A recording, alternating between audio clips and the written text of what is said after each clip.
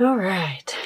So I did take a few minutes to kind of look over what I was picking up here and kind of, I was really like, why?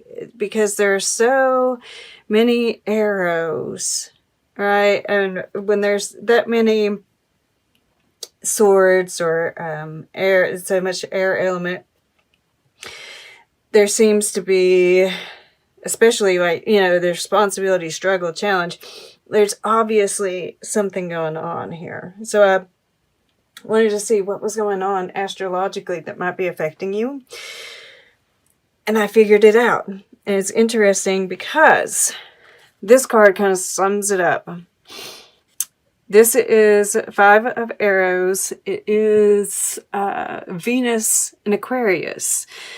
Now, we don't really have a whole lot of Aquarian energy going on right now, but Venus in Libra, which is air energy, is squaring all of those planets that are in Capricorn. It goes through a series of squares with those planets that are in Capricorn.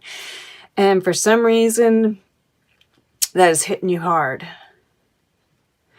And it might have, we see this Emperor here. So it might have to do with, right, the your love life, right? Your person. I mean, like, that's just one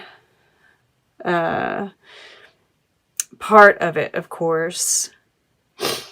It is connected, though. So that's what I see happening here. And of course, the 5s are about shifts, right? Nellis the Alchemist is change. Fairies of the future, right? We definitely see this shift happening. And as I said, look at this. We've got 4, 4, 4. That happened. This is another Libra too. But Aries got the 4 of Arrows or 4 swords with their number 44. It was sitting right beside each other. And these are sitting beside each other at the bottom of the deck. Interesting.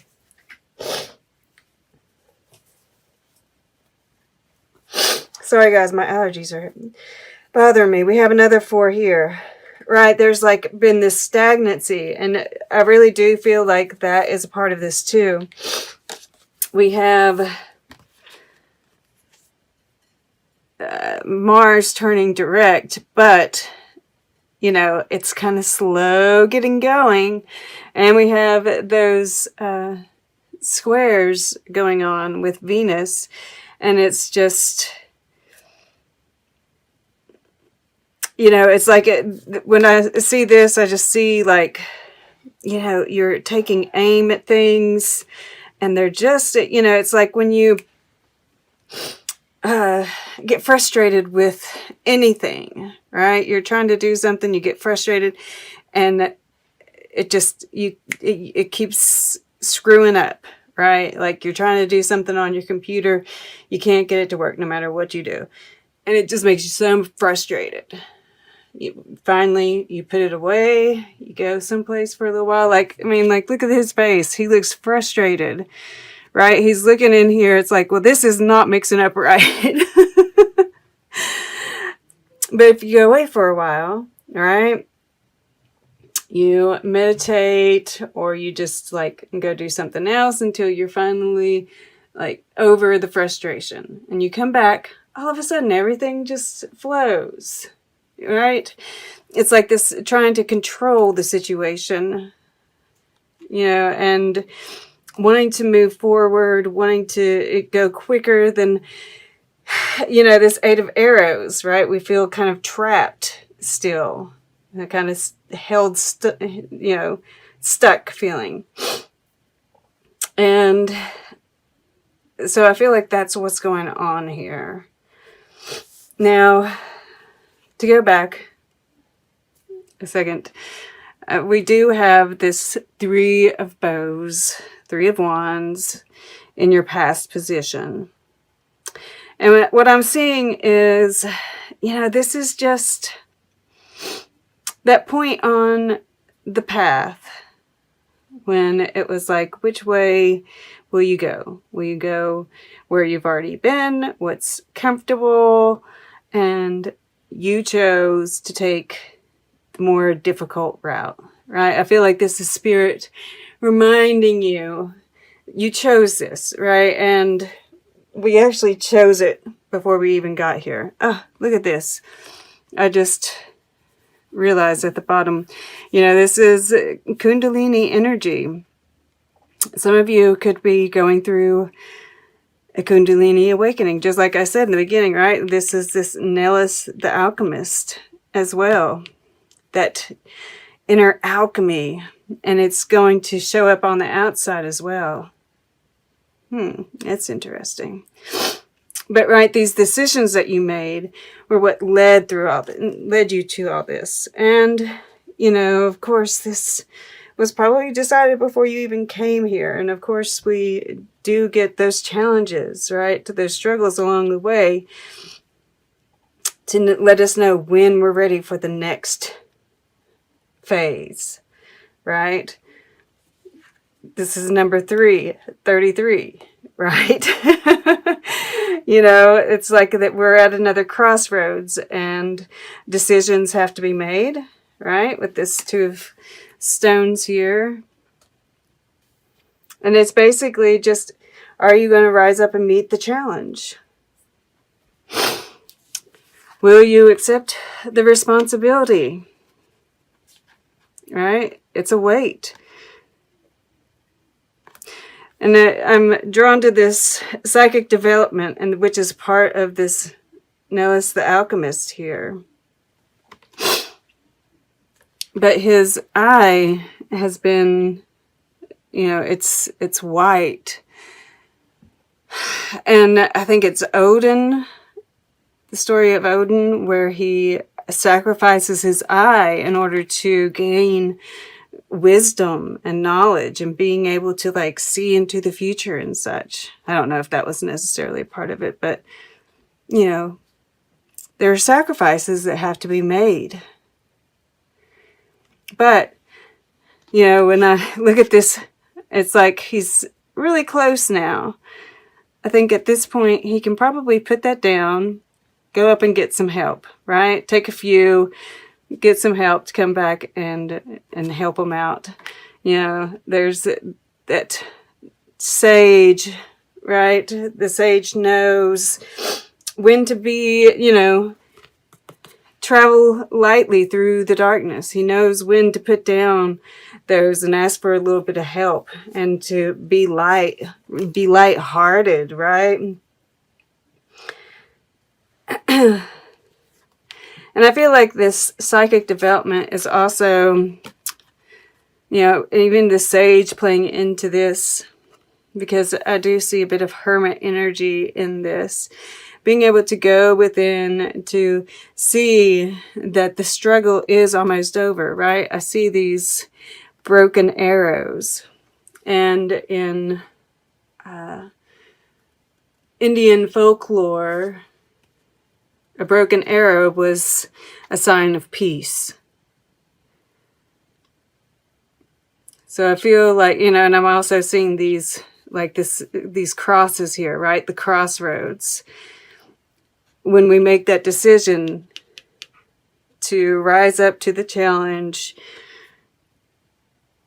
we get that peace. We get to move through to the next cycle. And this light that's within, right, we can access this at any time.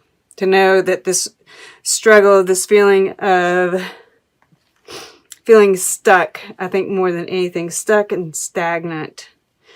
And yes, everything that's going on around us, right? No doubt there's going to be chaos and problems all around us.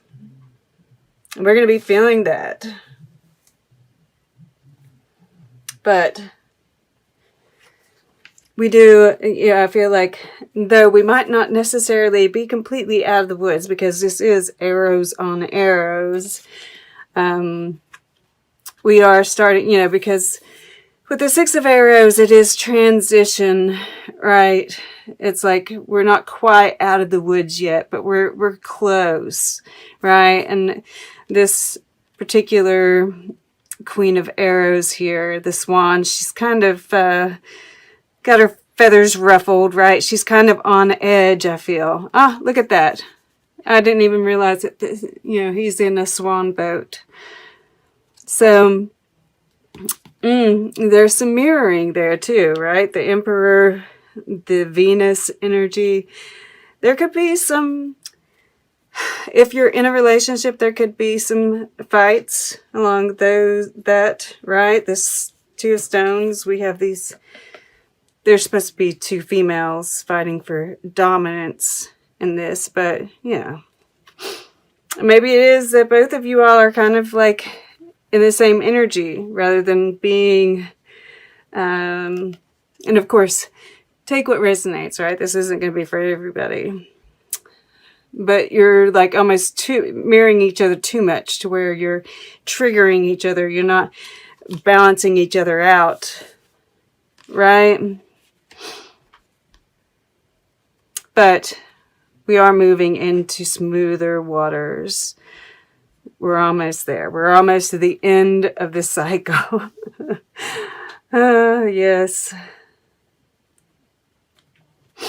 And then this Janis Joplin here, right? This is this energy we need to tap into, because we are up in our head. We are kind of on edge, right?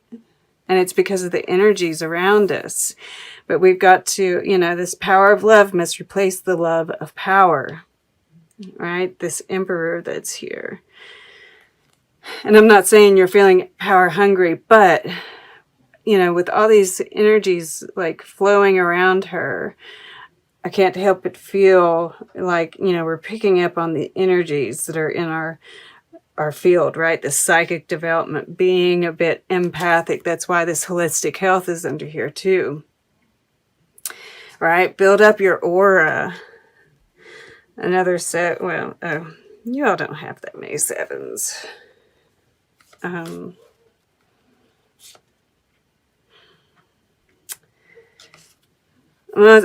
drawn to this glow here too, right? Really tapping into that glow. This is almost all air. The Alchemist is fire. Fairies of the future I associate with Aquarius once again. And I feel like you're looking forward to that age of Aquarius, right? It's like maybe, you're looking too far into the future that it's causing you to just really hate where you are right now.